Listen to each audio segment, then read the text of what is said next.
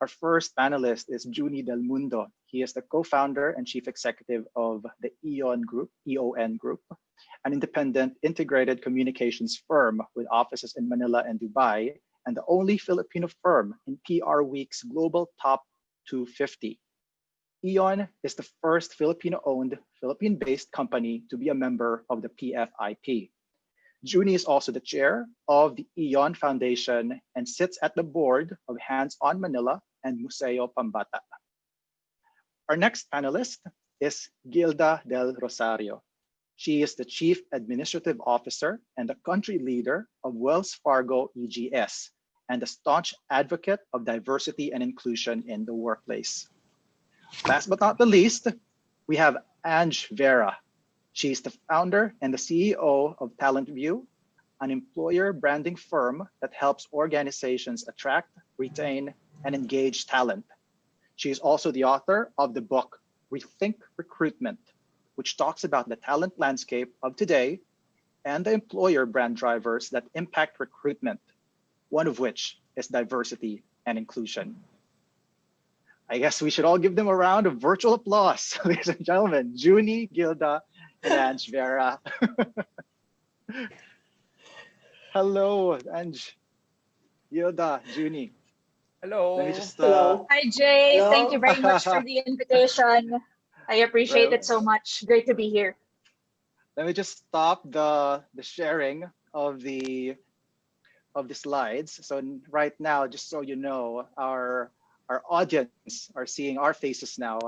It's right there on their screen. Well, first of all, thank you very much for joining us this afternoon. I'm just looking at the title of today's webinar. It's called Workplace Diversity and the Role of LGBTQI in Driving Business Transformation Beyond COVID-19. I see, when I read this, I see 2 points. One is workplace diversity, and the next point is the role of LGBTQI. What is, for you, the importance of D&I in driving business transformation? Gilda, do you have any comments on that? Yes. Okay. So I am going to sound like a professor because I am a professor, by the way. I'm also a professor at the Ateneo Graduate School of Business, and I do teach strategy. So I will deal a little bit about what the relationship between D&I and business transformation per se. Not to talk about D&I, but business transformation first, right? And I will share with you some of the learnings I have had over the many years that I have actually been working, which actually started many, many years ago when I came upon an article that said, you know, in the course of doing business transformation, you do have to put together a program, strategy, a roadmap to business transformation. And it does require execution, right? How do you actually execute it, right? And one article I read many years ago said that no matter how brilliant your plans are, no matter how brilliant your strategies are, if it cannot be executed, it will fail, right? And at the core of the execution, right, are the people of your organization, right? So even the most highly dependent or highly advanced technology companies in the world, you have to know that there is always a person behind it. And therefore, when you want to enable business transformation, you actually have to look at your organization and you actually see, are you providing the right environment? Are you providing the right culture, developing the right culture for your people to flourish in, right? And when we say, how do we want our people to behave in an organization? We talk about giving them the opportunity or giving them the vehicle to bring out their very best, right? You're talking about accepting views, different views, encouraging different views, but not actually just encouraging different views, but as well as making your people feel a sense of belonging, okay, to the organization. You have to develop openness and trust so that discussions are free-flowing and ideas are encouraged, right? And when you're talking about openness and trust, it's actually, and I will say this very clearly, you have to take out the fear in your organization, right?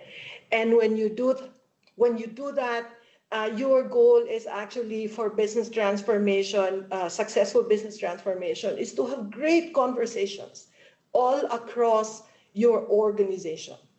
Conversations, getting the ideas free flowing, to be able to come up with the best solutions to the challenges in business transformation, in your road to business transformation. So when you look at those principles, right, bringing out the best in everyone, not just tolerance and acceptance, but putting together a culture of belonging, right, a sense of belonging, building openness and trust, taking away the fear in your organization, and great conversations going all across the organization for problem solving, for successful business transformation, right?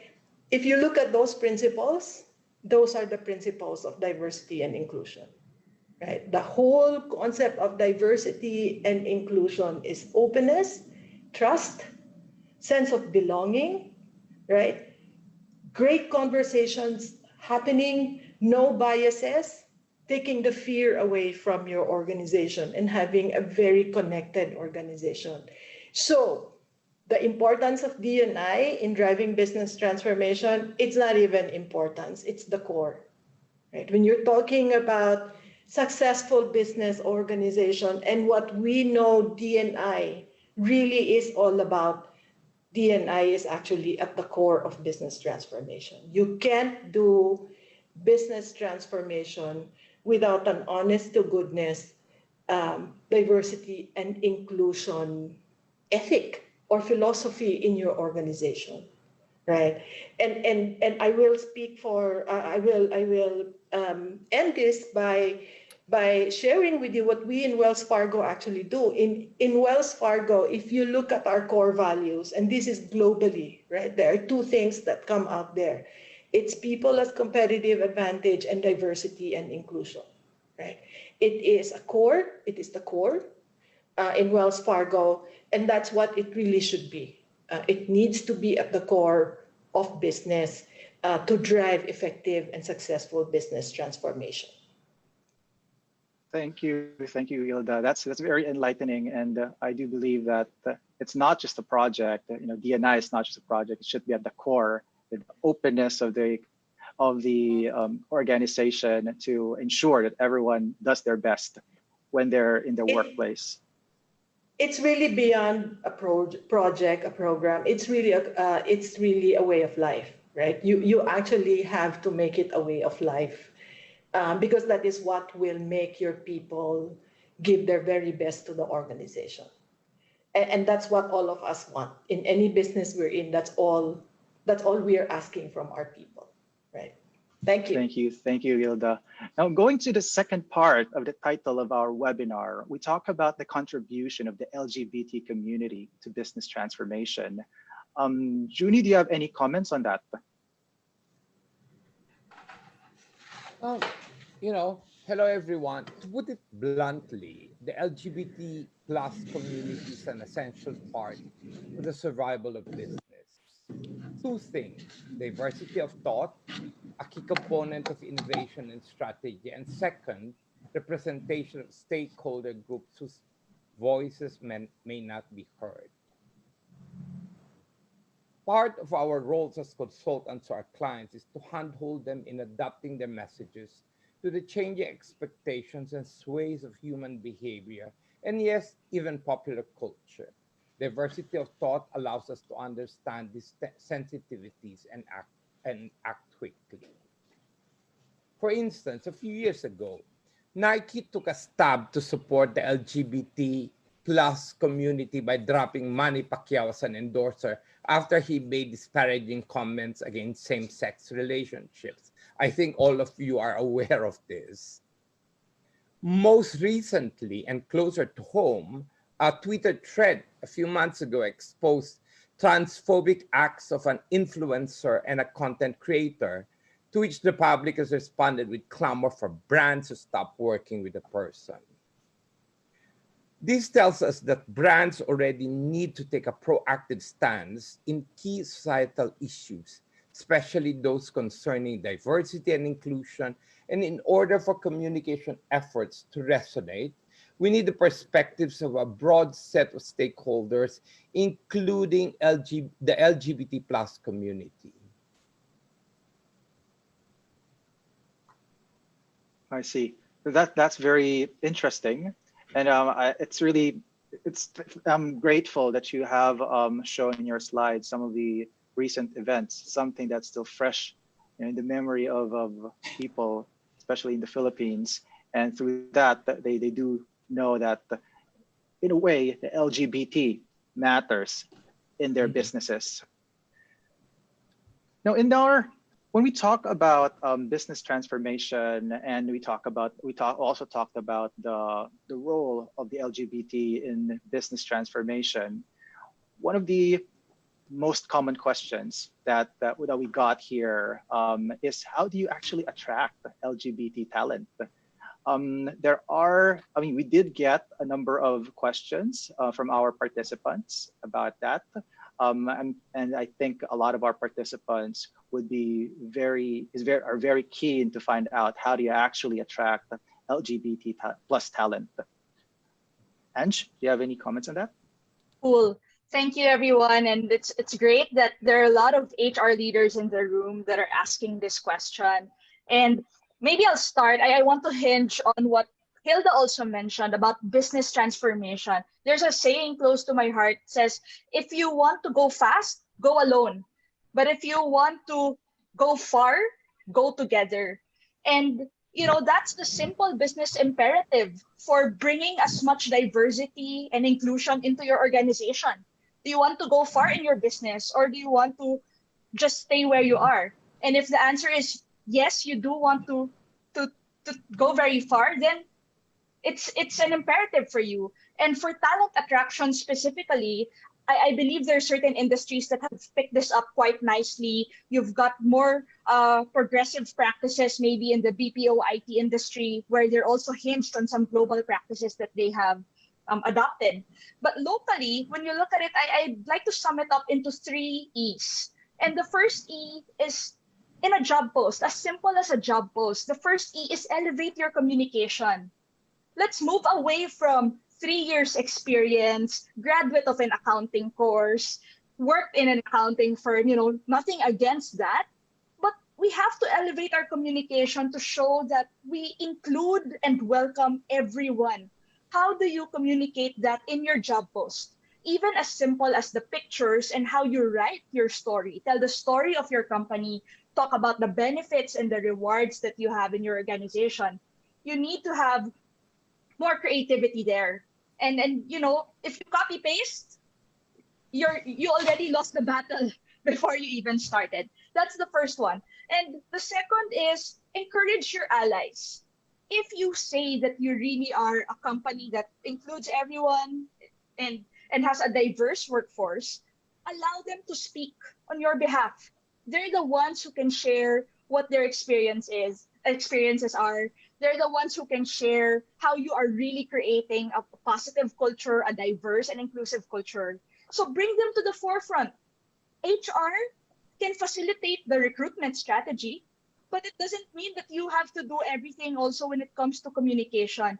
Use your allies, encourage your allies, and make sure that they're front and center when you want to highlight the diversity practices in your own business.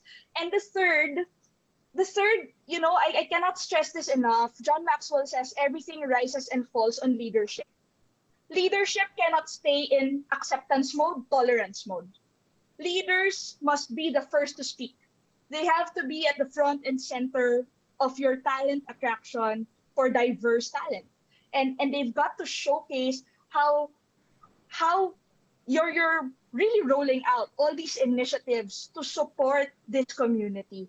And those are the 3. The 3 are elevate your communications, encourage allies, and empower your leaders. And hopefully, hope doesn't become your strategy, and that you're really intentional when you're driving your respective business transformation processes. Mhm. And it's very interesting that you mentioned about the cut and paste thing. Sometimes I wonder because I've seen ads, not that I'm looking for another job, but I've seen ads that like LinkedIn always have these ads, you know. Thank goodness. If you sometimes they would say that, you know, we are an equal opportunity firm, we are an equal opportunity employer. What exactly does that mean? Well, again, if it's copy pasted, it's Yeah. really up to the company how they define that. But you know, when we Right. talk of equality, for me, in the context of work, what I mean by equality is you're really valued on the merit of your competence. You're really valued on the job, what you bring to the table, what you bring to the company, and your identity shouldn't be an obstacle to that. That for me Mhm. is when you say equal opportunity, something that comes to mind. Right, right. Judy, do you have any thoughts about attracting LGBT talent? I understand that in your firm, there's the majority is you know, LGBT. You know, it's not unique for Eon because I think majority of the creative agencies really attract members of the LGBT community. But in our case, we really maintain a gender blind hiring process. We make sure that job descriptions that we post are gender neutral. And it's really about the qualifications of the person. Whatever and whoever you are, you know, you are free to join our company. And also, we celebrate the diversity of our people in our social media channels by featuring the work, their passions, their interests, and personal achievements. And I suppose that, you know, that becomes a, you know, like what Anchu said, it cannot just be a cut and post. Everything is about the messaging that you bring out. So people see that you know, we are a fun and a very gay group here in the company. Maybe you can and you can give us tips on how we can hire straight men, you know. I have to study that first. That's for another talk. That's for another talk. Right. This month it's June, so it's Pride Month. Let's focus on LGBT. And how about you, And Jay, Gilda? Any comments on that? yes, I was going to say, and just to follow up on what Junie was talking about, right? And that's about company branding, right? How you brand yourself as a company to the market of talent. Especially in our field, we are classified as BPO. Wells Fargo is a financial services company, a bank, but we are classified as BPO. And what is very critical for us is to actually portray ourselves as a very, very strong believer, advocate of diversity and inclusion, right? So we have created that brand. And that's why my boss, he's always pushing us, go out there, go out there, go out there, and raise the flag of Wells Fargo and say, we are a diverse and D&I company, right? We value it. And if I'm just really wishing that my background worked, but there were some technical glitches, or I would have shown you our building right now as it stands, even during lockdown. There is a huge pride flag that is visible to everybody, including if you are landing on a plane, right, on domestic airport. There's a huge flag declaring and celebrating D&I, right? You can't miss it. And that's what I call branding yourselves and saying we welcome diversity and diversity here in our offices, right? And that has been very effective for us. That's been very effective for us. I feel like we have some of the best LGBT talent in one could ever ask for, right? So, Right. branding yourself. Other than having a really huge flag in your building, when you go out there and you say that you have to go out there and then raise the flag, does that also entail, you know, your, I don't know, your websites talking about diversity, Yes. your LinkedIn talking about that, interviews? How exactly do you do that? Our participation. So we do the usual, right? but our participation, we make ourselves visibly felt. So, for instance, Wells Fargo is very active in PFIP, right? And we're out there in every opportunity that I have. So, I was, for instance, a speaker in the Management Association of the Philippines to talk about millennials. And every opportunity I get, I always insert the fact that for millennials, D&I, LGBT is non-negotiable, right? And our millennials today, 90% of our workforce are already millennials. So if you're still not there, if you're a company that is still not there, you really need to get there because it matters. It matters, right? And that's what I call taking advantage of every opportunity to further and show the world that, hey, we believe in D&I. We believe particularly in LGBT, right? So that's the still a long way to go, obviously. Ange, I was in fact going to say as well, and to all the HR professionals listening to this call, that you actually have to put in place a D&I or an LGBT or a women's hiring strategy, right? It's got to be purposive. It is a purposive strategy that you need to deal with, right? To be able to attract that talent. Yes. Absolutely. If there are certain talent demographics that you're trying to attract, so not limited to LGBT plus, but just certain demographics that Hilda mentioned, you've got to be intentional about it, and you've got to lay down a strategy. And let me just add that it's not just external. It's not only what people see on your website or maybe when you go to a job fair. Obviously now it's all virtual, but also when they come into the organization and now check whether what they saw outside is consistent with what they're experiencing inside your organization. So what are the programs in place? What are the policies in place? Do they feel that they truly belong? It's not for us to insist that. It's for them to be the one to say, yeah, this is a company that's taking care of me. This is a company where I feel I can really be who I am. And again, that's the best judge. That's the best thing that can happen, is that your employees are the ones saying that their experience aligns with how you brand yourself. The consistency inside and out is absolutely important and something that HR needs to intentionally lay down a strategy for. Jay, can I add something to that? Sure.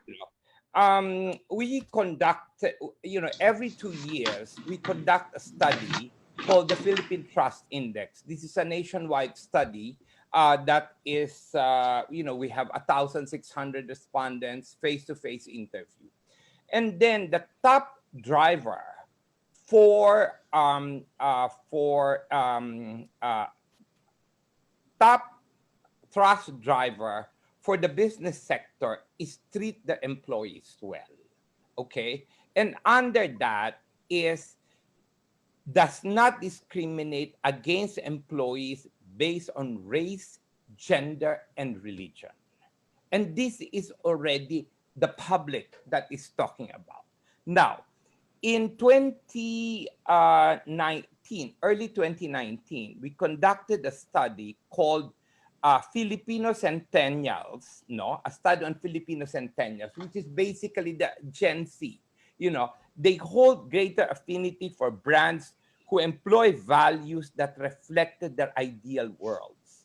And these are brands who respect and communicate diversity. And, and these are quantitative studies. So I think we have to listen to our people that diversity and inclusion is extremely important. Right. Thank you for that. I guess for me, well, when I was working in Hong Kong and I was going back to the firm, I was going back to the Philippines. For me, there's no other firm I'm going back to but Kisumbing Torres, because for me, from what I know, they're the only ones who have a really strong D&I policy. So it was really a no-brainer for me. And then I think now that during COVID-19, the businesses are restructuring, they're trying to revamp their businesses, and they're trying to attract the best people again in their restructuring of their companies. I think it's very, very important now more than ever to really be more open and accept get the best talent out there, and you can really only do that if you are attractive enough to the best talent. Right? Yeah. So now that you've attracted these LGBT talents, how exactly do you keep them? Is it actually safe? I mean, to stay in the office, and even notwithstanding your very good policy in writing, once this LGBT person is in there, how do you actually keep them and make sure that they are able to progress to the best way possible in the company? Gilda, any thoughts? Okay. So three components, right? Well, the first one, of course, is what I call a mantle of protection, right? You will always, no matter how well entrenched it is in an organization, LGBT, for instance, or women's network, or women, or even the differently abled, right? There will be instances where the company has to go out of its way to provide protection to the LGBT, for instance. So I call it mantle of protection. That's the first philosophy. The second one is who actually makes the whole organization feel that, hey guys, you can't fiddle around with this. That's actually the leaders, right? And so the second component of making sure that you create that environment safety are in fact the leaders, right? The leaders, and if you want to put it this way, the leaders not being tolerant of any behavior that makes a LGBT member feel unsafe, right? And that's what I call mantle of protection. You know, I've had many instances in my experience where I myself, right, as head of HR or as now the country leader, need to step out and say, wait a minute, right? We cannot tolerate this. So that's what I call mantle of protection. On top of the usual programs, policies, procedures, engagement activities, right, that make them feel that they're accepted, right? And then specifically for the LGBT group, right? What is also very critical, and I think absolutely essential as well, is the allies, right? The allies network, because who makes team members feel safe? Who makes the LGBT group feel safe in an environment? It's not just the leaders who have to step out when it is needed, but it's actually the rest of the organization. So very integral to creating a safe environment for the LGBT, for instance, is the very strong ally network, right? Encouraging the rest of the organization to actually speak out and say, we will protect you, we accept you into the organization, right? So three things: mantle of protection, being able to step out when you need to. Number two,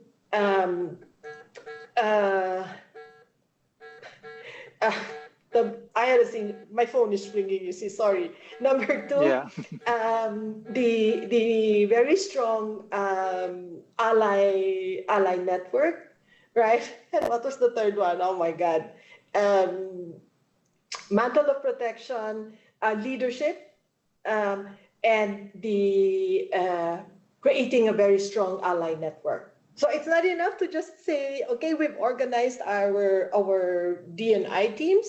We also have to make sure that the other side, all the rest of the organization, visibly show their support and actively say, we are here and we will also help you keep safe, right? So it's a complete 360-degree formula. Right. Any comments about that, Ange? Oh, well, absolutely agree with everything that Hilda has mentioned. And I just want to refocus as well on the programs. So, there are a lot of other organizations that you can benchmark against and take a look what they're doing. But at the end of the day, you're also part of the business and you have to have a pulse on what your business particularly needs in order for it to move forward. And so when you're looking at programs, again, the copy paste issue still applies. Don't copy paste, because when you roll it out in your own organization, it may work, it may not work. So listen to your employees. June was saying this also, Hilda as well. You have to listen, and you have to implement programs that have a follow through, implement programs that are applicable to your own organization, and really resonate with your LGBT plus members. And maybe I just want to cite my own example. In our company, we have an initiative called Passion Hour, and that means that every 2 weeks there are a few people that are allowed to share what they're passionate about. And one of our team members used that time to use it as a soji awareness for everyone. And I loved it because that's his passion, actually writing a thesis about it. But also at the same time, it was an eye opener for a lot of people in the team who were hearing about this, maybe not as much, or maybe for the first time if they're new employees. So it's just really good to be able to bring everyone together, get that sense of awareness, and bring everybody on the same page. So look at your programs and make sure that they resonate. That's how you keep the talent, and that's how you maintain, I guess, the passion also of everybody to be committed to your vision. Right. And speaking of keeping LGBT talent, Junie, how do you keep your majority LGBT talent working for you very passionately? Well, we have a culture that celebrates diversity, and we have a culture that we want everyone to be happy and to be able to reach the highest potential. Plus, also the fact that majority of the members of the leadership are from the LGBT community. So our talents, our people are able to identify with their leaders. And I think that is a very good that is very good, because they can identify and they're able to see the trajectory, a career trajectory that is, that one day I can become a business unit head, that another day I can become president and CEO, chief innovation officer, or CFO, etc. And even one day replace me, because I'm just itching to get out of my table and my office. So that one I think is really very important. Plus, of course, we have, as what Ange is saying, programs. We have created an Ian University, and we have programs on SOGI, for example. And so everyone is required to attend that. So, we know the proper terminology to use. We have a very relaxed dress policy in the office, and we have gender neutral bathrooms, and so forth and so on. Yeah. And in fact, I think our problem is, how do you keep the men safe? I'm sure they are very, very safe. Speaking of, there's a law against that, and and just and speaking of the law, I mean, just a shout out. I mean, even if you have these policies on safe spaces, there's actually a law that mandates companies to have safe spaces program. There is a law. It was last year, passed last year around April 2019. So just to all the HR practitioners out there, if you don't have one yet, you better do one, make one. And if you're not from the HR, go to your HR and then ask for one. All right. So now that you mentioned a lot of talks about management, the support of the management, you're having role models, making sure that an employee would want to be like this person in the future, and that kind of like a motivation. How important is it to have a supportive management and LGBT role models and mentors in the workplace? Junie, what do you think? Yeah. Hello again. In Ian, we have always endeavored to foster a culture that encourages everyone to be themselves. Placing LGBT plus members in leadership roles, as I mentioned earlier, allows us to harness unique and diverse strengths that will enable our organizations to thrive. Having our employees identify with a leader helps instill confidence. Yeah, and this was reflected in a study that was conducted by Accenture that 71% of LGBT employees responded that seeing people like them in leadership positions is important to helping them thrive. And so I was really very happy to read this particular study. So I said, oh, hallelujah, maybe someone can already replace me. Now, being yourself contributes to a company's overall success by enabling authenticity, encourage diversity of thought, which then drives creativity, innovation, and agility within an organization. And you might ask, how do we do it here in Eon? For one, we strive to foster a culture that enables people to embrace and take pride in who they are. We find ways to celebrate them. We have account managers who are talented illustrators, and their work is peppered around their desks and the desks of their colleagues in the office. We also hold employee engagement activities that show a different side of them as performers, hosts, musicians, or even astrologers. By staying true to themselves, they feel empowered to channel their passions into creative and powerful work for our clients. Now, we also evolve our internal training program, the Ian University, from a skills training provider to a learning and leadership development unit to help our people find a higher sense of purpose in the work they do. The program has since included coaching sessions, workshops for our middle managers to help them gain a stronger sense of self, understand how to leverage their strengths to achieve their goals, and learn tools and tactics to effectively manage their teams. In recent years, we evolved our internal training program, University, from a skills trainer and leadership development unit with a goal of empowering our workforce to attain excellence and find a higher sense of purpose in the work they do. My final tip actually is to get personal. Remember that everyone experiences life differently. Having one-on-one sessions with junior employees will not only help us understand their changing needs and evolving sentiments, but also send a clear message that we are here to listen and share our own experiences in the hope that they glean wisdom from them. Junie, Yeah.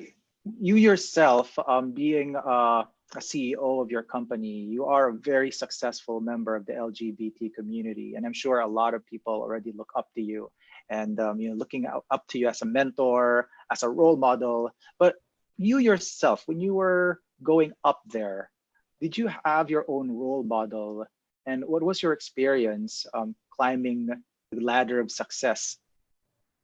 Well, I come from a the Philippines is a matriarchal society, and my family is not an exception to that. All my role models have always been women, from my mother to my mentors at work to people I admire and basically look up to. And actually, Mhm. I never felt discriminated.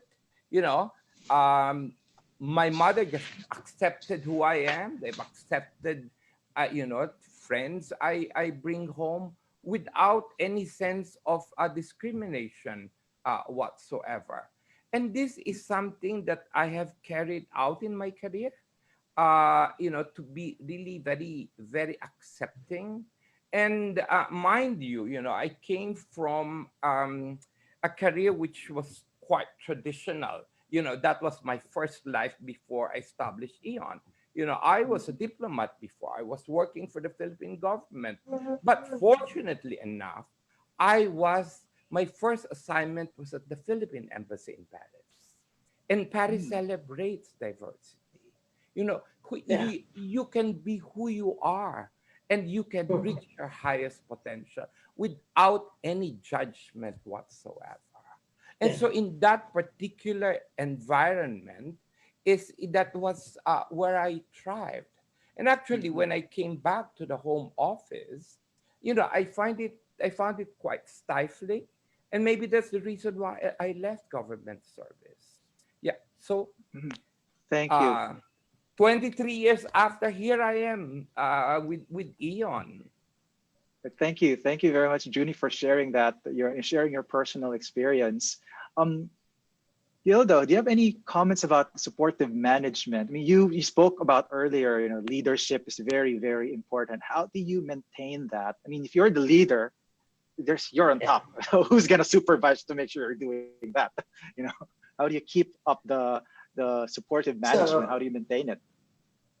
So you actually, and this is where again I get very personal when I respond to that, right? Mhm. Because your team members or your people in the organization can tell whether you are a sincere leader or you are Mhm. not, or you're just mouthing it. We have, unfortunately, we will always have situations where yes, we have a DNI program, and yet the leaders are just really just going with the flow, because all the studies show that the strong DNI culture results in better results than most.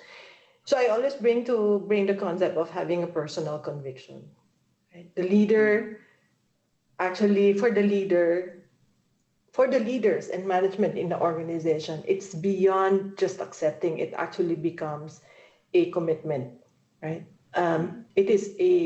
It becomes personal, right? That you believe in it, and so everything you do flows from there, right? And I do want to share this because in Wells Fargo, what our big boss did a couple of years ago was he said, okay, we're gonna do this right. We're going to take DNI in Wells Fargo, India, and the Philippines, make a major step forward.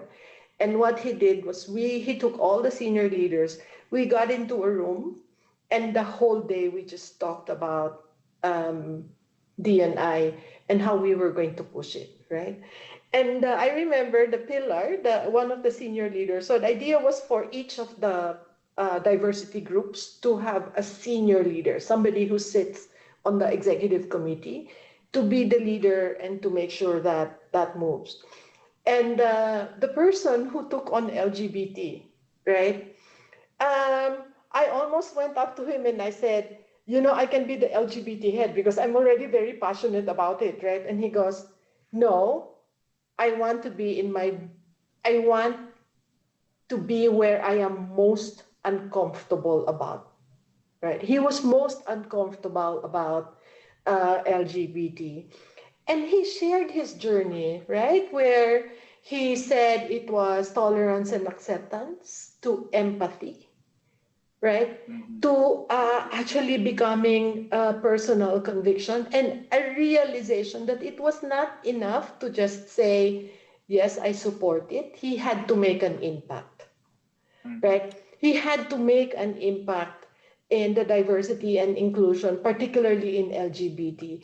And having him speak about this and share his journey was very powerful. From being somebody who is in the sidelines to somebody who, with the help of the Pride Network in the Philippines and India, was converted to becoming an advocate.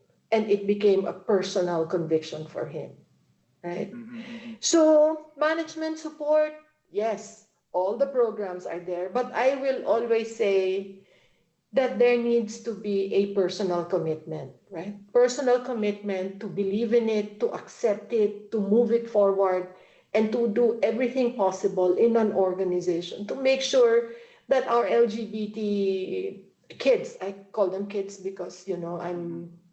I'm old enough to be your mother, but to make sure that our kids are safe, right? And are in an environment where they will flourish. So for me, it's a personal conviction. I mean, seriously, and that's why I say I am not just an advocate, I am a very staunch advocate because it comes from me. It comes from my heart, actually. Thank you. Thank you for So, that. yes. And Ange, when you're trying to, in the course of your job and you're looking for, the best candidate, is it often that you find potential candidates looking for, proof that this company is D&I friendly, that they also look at their potential role models there? Is that why that's why they're applying to this certain job in this company? Absolutely. So again, pretty much what Junie and Hilda shared. We also have a study, it's called the Modern Workforce Report. And one of the top things that this generation, the bulk of our working population, considers as important are the behaviors that leadership espouses, the support that leadership provides. And these are questions that they ask. So gone are the days when the attitude of the company is, you're the one looking for a job, just be quiet and let me do my hiring process. It's now very two-way, where you're the company, you're considering this candidate, but the candidate's also considering you. And they've got a lot of choices and they've got a lot of considerations to make. And you have to be prepared to answer those questions. And on the practical side of what Hilda just mentioned, where ideally you'd like everyone to be as passionate about this cause, you also want to put in measures in place because what is measured gets done. And so, for example, we've seen a lot of companies bring inclusion as part of their leadership competencies. It's something that we've done as well at TalentView, where we say, these are the behaviors we want to see, and you will be measured in this. This is part of your scorecard. And so you need to be more mindful, more conscious of the behaviors that day to day you are displaying to everyone. Because as a leader, your shadow, you cast a very long shadow. Your actions are just not for you.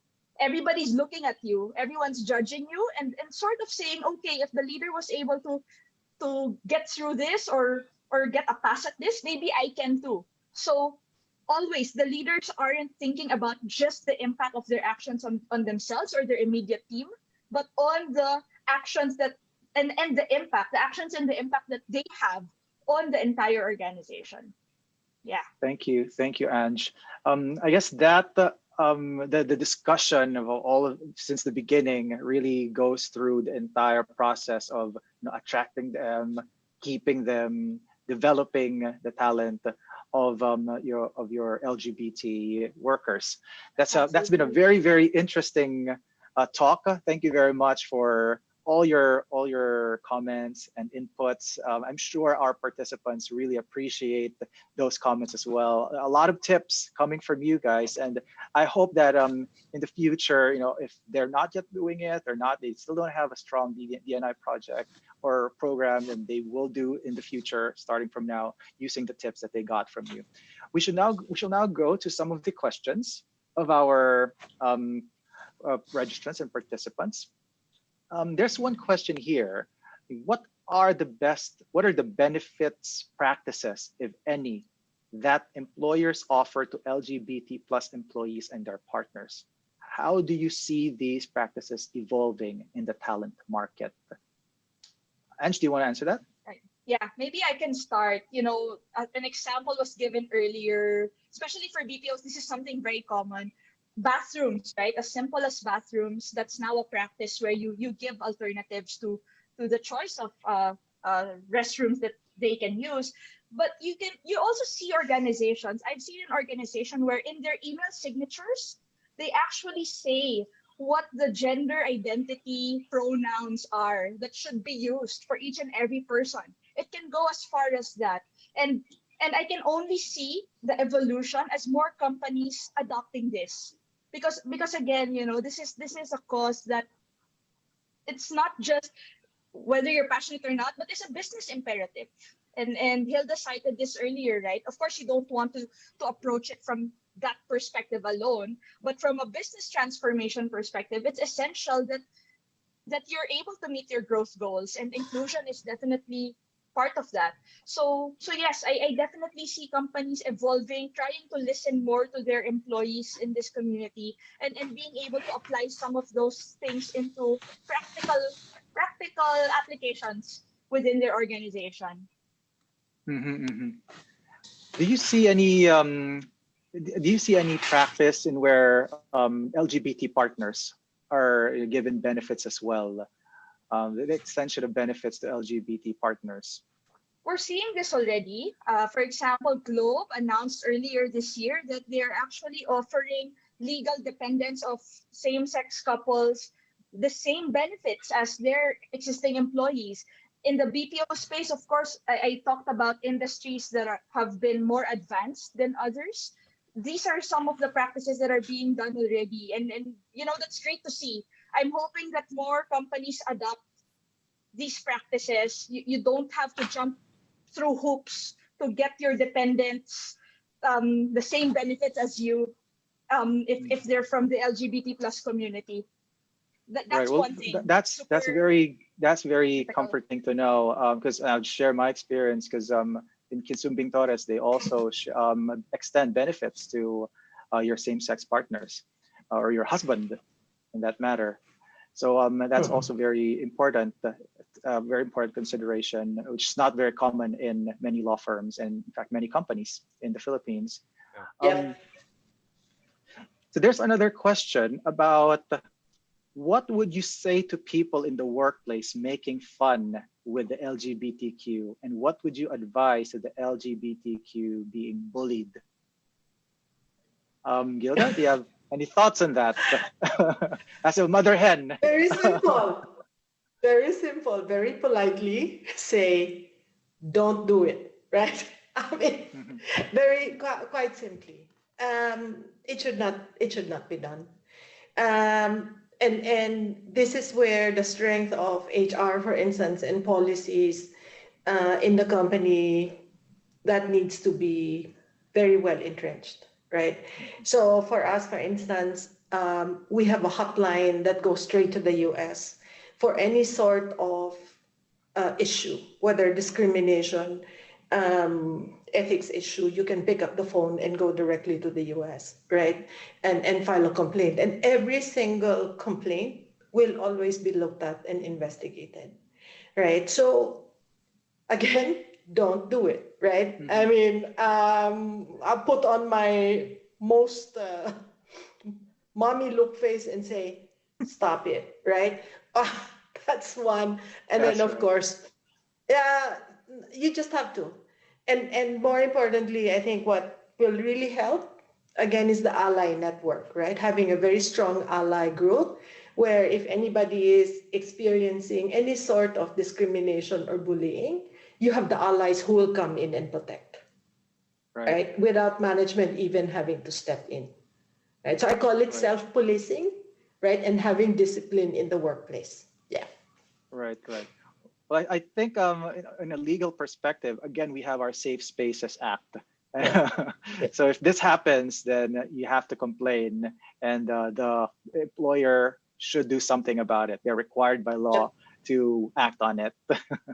There's another question here about, how do we further minimize or eliminate gender biases on the LGBTQI community in the first place? Junie, do you have any comments on that? Hey, what's the question again? It's how do we minimize or eliminate the gender biases on the LGBTQI community in the workplace? Well, actually, a lot of us don't know the answers yet, and that's fine. But if we adopt systems that are informed by the input of the community itself, we'll be better equipped to serve that community in the long and short of it, So, like, for example, here in Eon, we have a yearly survey that we do with our employees. It's called Let's Talk Eon. And this is where, our people can actually express what they think. And then, and it's conducted by an independent group. And then we get the results. And then it depends, they rate basically the members of the executive committee, the members of the management committee, and we actually see the actual comments of our people. Then we have another avenue called part of the Let's Talk Eon, wherein members of the executive committee themselves talk to our employees on a one-on-one basis. So there is this constant flow of information and dialogue. We have town hall meetings, and our town hall meetings, again, members of executive committee and management committee, you shut up and you just listen. It's a general body that actually talks. And we have a moderator that basically just ensure that there is a free flow of communication that's going on. And then later on, members of management have, an opportunity to speak, basically to correct themselves, for example. Yeah, members of the executive committee or those groups in the organization that scored low in our survey basically now would have to develop their own programs. That's what Angie's saying, their own programs on how basically to increase their scores. And then later on, we conduct again another survey to be able to validate if the programs are working. All right, thank you for that insight. Just time check, it's already 3:06. We're scheduled to finish around 3:15, so we only have very few time left for some Q&As. So I apologize for those who gave questions that we cannot answer, or we just do not have enough time. But just send them in, and we'll try to answer your questions probably after the webinar. We can send you an email to discuss your question. One interesting question here is, how do you promote the workplace diversity while most are working from home? So let me Yep. Yeah, let me take a crack at that. So we are forced now, everything is done online, right? Because we obviously have to practice social distancing.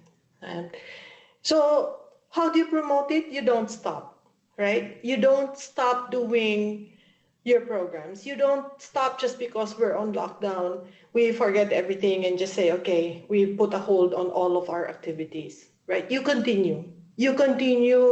And to be honest, in our case in Wells Fargo, it's becoming to be, it's really great because it pushes, for instance, our Pride team, right? It pushes everybody to be a little bit more innovative.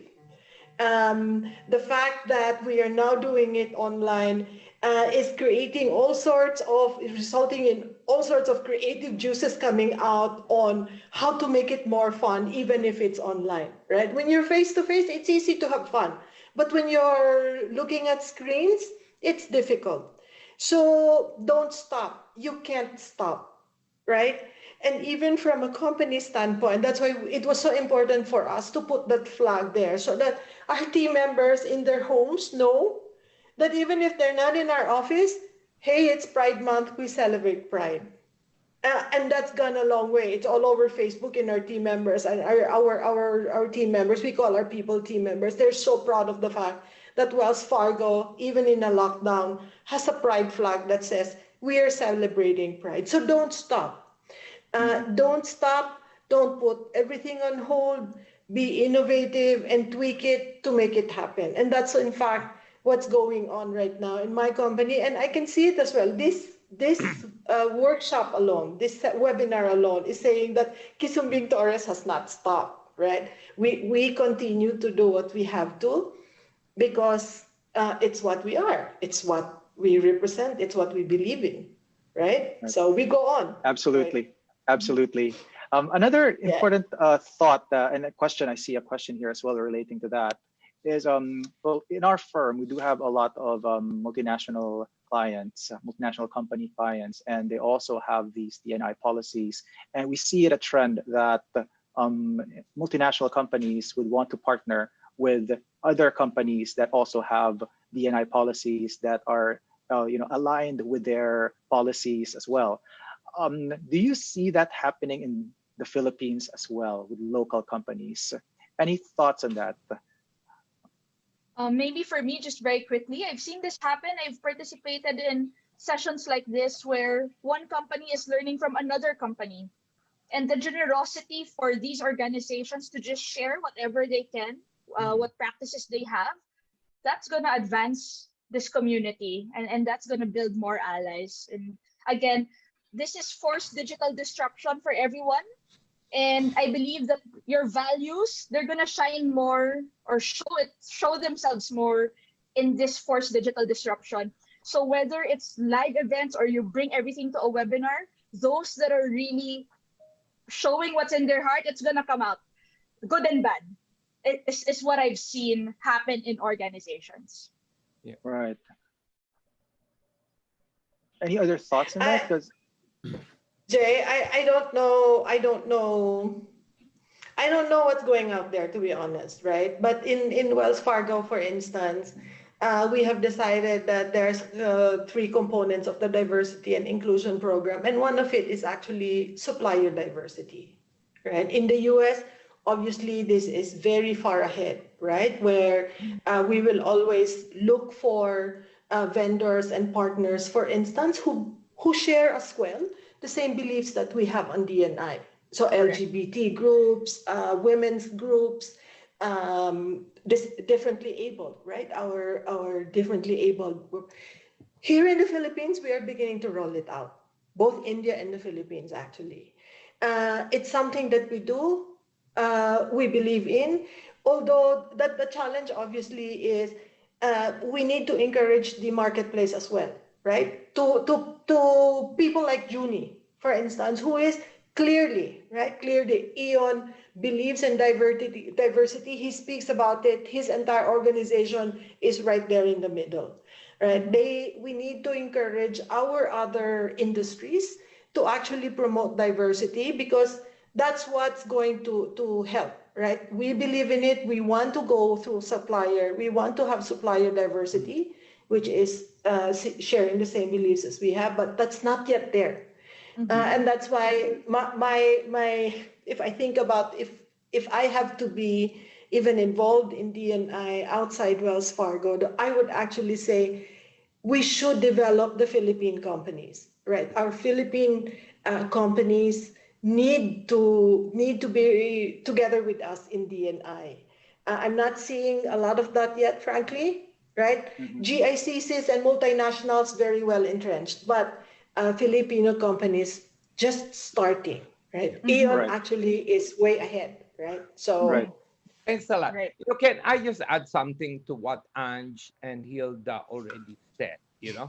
And speaking from the experience of Eon, it's not really, other companies partnering specifically with strong D&I policies, but especially at this point in time, what clients are looking for is diversity in the thinking.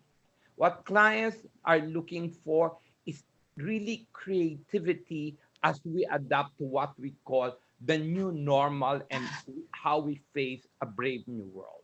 And the reason I think why Ian has been quite successful, and we are, modesty aside, we're still getting quite good business at this particular point in time, is that it shows really the creativity and diversity in the way we do things. So it's really the kind and quality of the work that you do that speaks for it.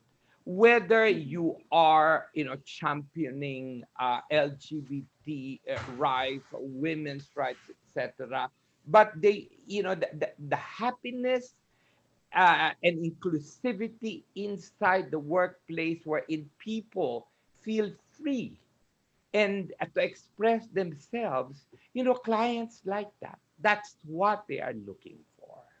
Mhm. Thank you, Junie. Thank you, Junie. I guess that's all the time we have for our Q&A. So I apologize if your question is not answered.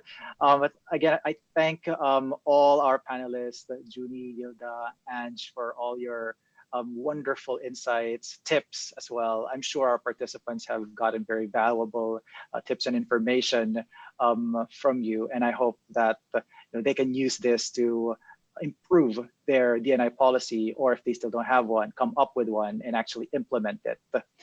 So thank you very much. Thank you. Thank you. Thank you so much. Thank you. The last part of the program is a synthesis and a closing remarks. So may I call on Elaine Charles Veloso Charles is a partner of Kisumbing Torres' corporate and commercial practice group. He heads the firm's capital markets practice group and is a member of the competition focus group. Charles heads the firm's diversity and inclusion and Be Green committees in Manila. He currently serves as the auditor and chairperson of the Legal Education Committee of the IBP Makati chapter. He has been recognized as External Counsel of the Year in Asia by Asia MENA In-House Community Councils in 2019 and cited as a leading individual for capital markets in the Legal 500 Asia Pacific 2020. Ladies and gentlemen, virtual applause, Mr. Charles Veloso. Thank you, Jay. Thank you, everyone. I just want to emphasize that this pandemic, the COVID-19 pandemic, has ushered in really drastic, unprecedented, and profound changes in the way we do business. Our workplace has needed to adapt to this new normal, which imposes restrictions on physical movement and human interaction. It has also accelerated, as Ange mentioned, digital disruption, as many firms are now doing their business online, and many workplaces are encouraging people to do their work from home. For many organizations, the journey towards recovery and rebuilding will not be easy. It will require rethinking, retooling, and reinventing the workplace as well as their business model. And this new normal will put premium on curiosity, creativity, innovation, empathy, and judgment, and ensuring a balance between people, workplace, and technology. As in any revolution, there will always be winners and inevitably there will be losers. And we believe that organizations that are more diverse and inclusive in the way they do business will do better, if not thrive in this new normal. And LGBTQI plus is one of the key pillars of diversity and inclusion. Gilda mentioned and emphasized the importance of people in driving business transformation and how D&I engenders openness and trust in the workplace. It increases engagement and loyalty from among your employees, your staff, your clients. D&I encourages, develops, retains, and motivates our talent, our core asset. In modern society, we spend most of our time in the workplace, and it's important for our individuals and employees to feel safe and comfortable in the workplace. And this will enable them to perform effectively, productively, and to excel. Junie also emphasized diversity of thought. The dynamic created by dissent prevents organization from becoming too insular and out of touch with their clients, with the heterogeneous society. And as a result, working teams that are more diverse are also able to come up with a wider range of solutions and innovations to business problems. I remember there is an African adage that says, a child who has never left home thinks that his mother is the best cook. So if you don't explore and go out and consider thoughts of other people, your minorities, your LGBTQ plus members in your workplace, you will never know what other better ideas are out there. Ange also emphasized the need to do things together if you want to go far. Elevate your communications, involve your allies, and involve your leaders. So I close this webinar by encouraging every organization represented in this workplace or in this webinar to seriously consider adopting concrete D&I measures and policies in your workplace. Articulate the value of inclusion and include your most important demographic, and that is your allies and your leaders. The tone should come from the top. Token D&I check the box approach is no longer enough, especially in this new normal. You may reach out to us if you require assistance. Kisumbing Torres' D&I committee, through its role in the Legal Education Committee of IBP Makati, is committed to advocating D&I in the legal profession. So you will see more activities from the IBP Makati chapter in this space. There are also many organizations, namely the Philippine Financial Inter-Industry Pride, that can help you and assist you in your engagement with your LGBT plus members. Lastly, I would like to express my deepest gratitude and appreciation to our panelists, Junie, Gilda, and Ange, for your time and for your priceless inputs. Thank you to all the participants to this webinar. We hope to see D&I as becoming part of mainstream practice in the Philippines.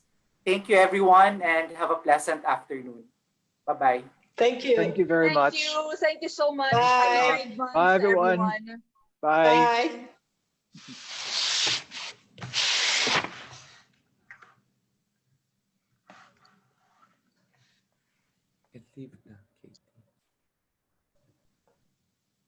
Are we still being recorded? No more. Okay.